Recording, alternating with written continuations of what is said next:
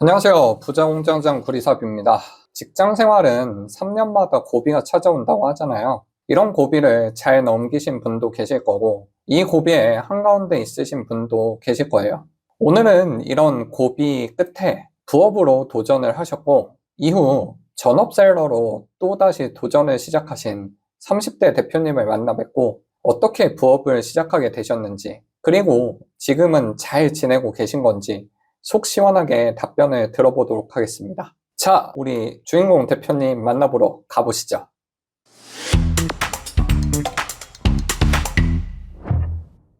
네, 대표님 안녕하세요. 간단하게 자기소개 부탁드립니다. 네, 저는 공무직 쪽에 7년 정도 근무를 하다가 온라인 셀러로 완전히 전업으로 전향하게 된 대표라고 합니다. 대표님은 원래 부업으로 좀 하셨던 걸로 알고 있는데, 이 공무직 생활을 7년 정도 하신 거죠? 네, 맞습니다. 7년 정도 했습니다. 공무직 하면은 안정적인 직업의 대명사라고 할 수 있잖아요. 그리고 7년 정도 근무하셨으면 짬도 어느 정도 차셨을 텐데 박차고 나오신 이유가 있나요?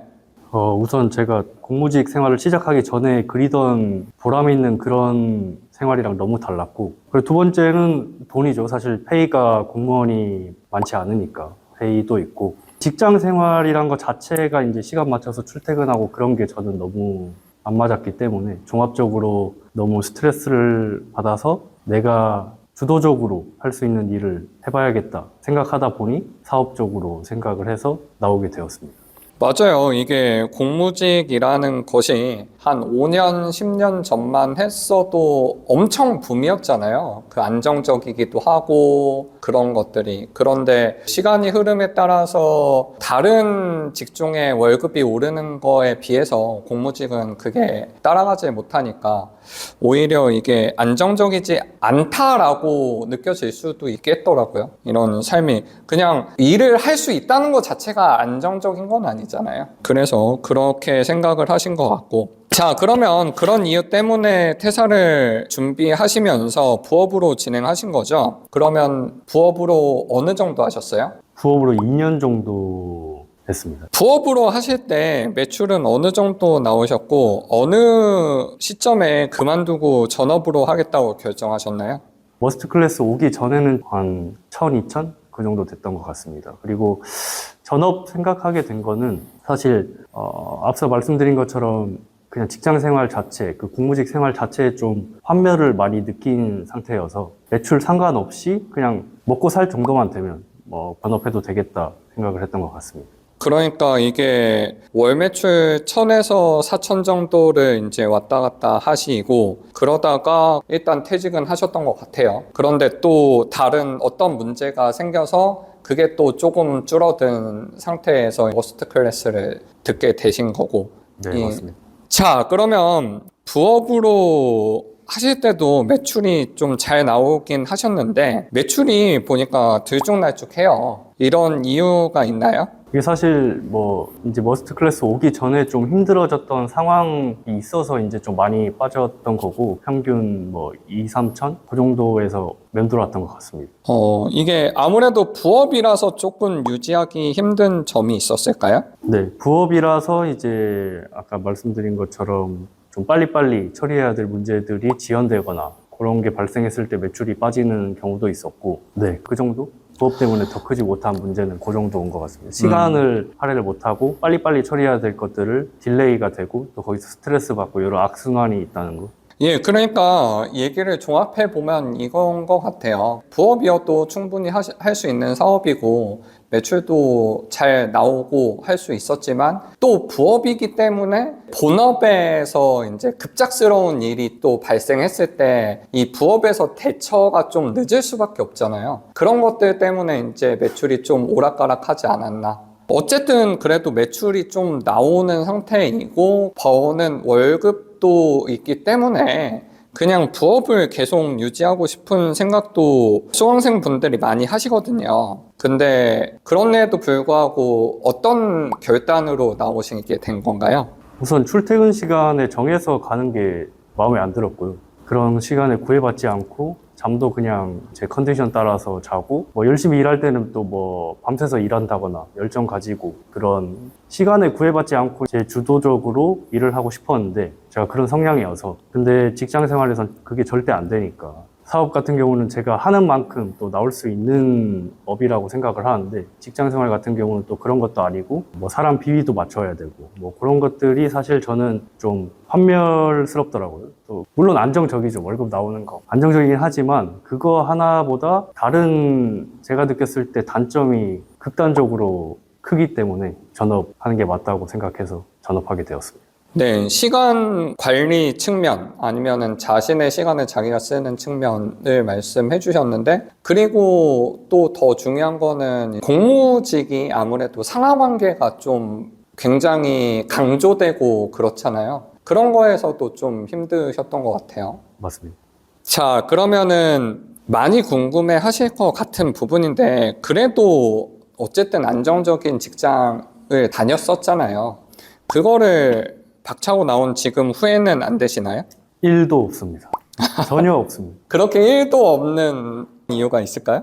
이제 공무직 생활할 때는 제 주도적으로 할 수 있는 게 사실 별로 없고, 그냥 명령에 따라서 그 위에서 상사가 시키는 대로 해야 되고, 그런 수동적인 거에서 너무 스트레스를 받았고, 그래서 이미 직장 생활, 그 공무직 생활을 할 때 다짐했던 게, 나가서 망해도 일단 무조건 나가자. 나는 지금 이 스트레스를 견딜 수가 없다. 몸은 살아있지만 정신이 죽어가고 있다고 느꼈기 때문에 나오게 되었습니다. 소위 말하면은 그거잖아요. 까라면 까. 근데 지금은 그런 뭐 까라고 할 사람도 없죠. 지금 위에 직장 상사가 있는 것도 아니고 대표님이 결정하시고 대표님이 주도적으로 진행하시는 거니까 그런 부분이 정말 마음에 드셔서 후회가 1도 없으신 것 같습니다. 맞습니다. 자, 그러면 현재는 어느 정도 매출이 발생하고 계신가요? 최근 한 달 기준으로 8천만 원에서 9천만 원 사이 어디쯤 있습니다.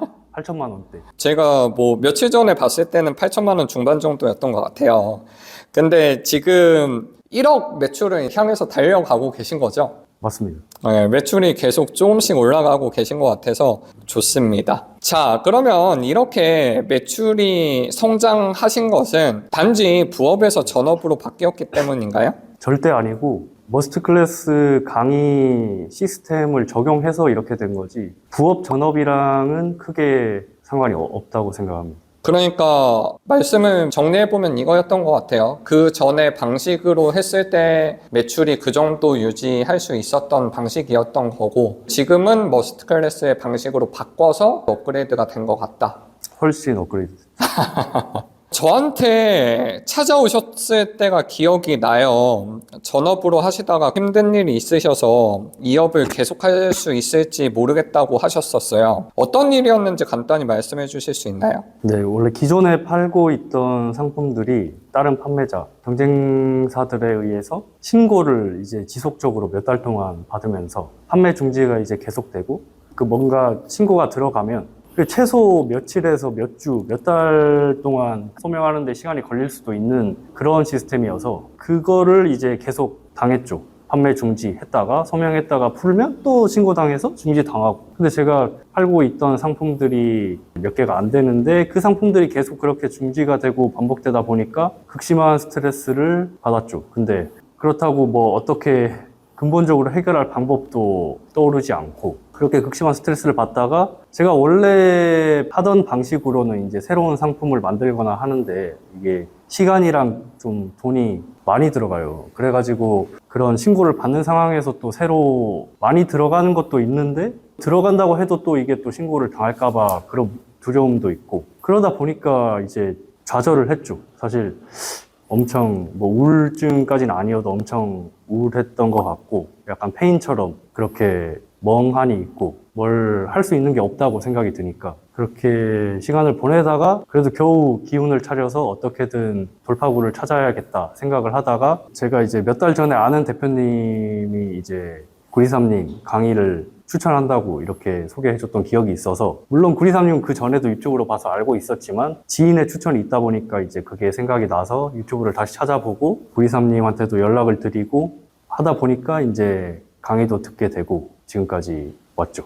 대표님도 지인으로 소개받으셔서 오셨지만 저는 뭐 항상 수강생 분들에게 감사한 게 뭐 제가 처음에 어떻게 강의를 듣게 되셨는지 물어보거든요. 그러면은 한 30%, 40% 이상이 지인 소개로 오신 분들이 많더라고요. 그 부분이 정말 감사하기도 하고, 그리고 이제 그때 소개받으셔서 오셨을 때 저랑 그렇게 길게 이야기는 하지 않았어요. 근데 그 짧은 대화에서 어쨌든 대표님이 저를 믿어주시고 다시 한번 시작해 보실 수 있는 용기를 얻으신 것 같아서 정말 다행입니다. 그리고 또 말씀드리고 싶은 거는 구매 대행 방식이 다른 셀러들에게 공격을 받고 아니면은 쿠팡에서 파는 것만으로 공격을 받고 그런 건 아니잖아요. 대표님의 상황은 조금 특이했었던 걸로 기억을 해요. 그러니까 특정 다른 경쟁자가 있었고 그 사람과 약간의 대결 구도였던 것 같은데 그게 맞는 거죠?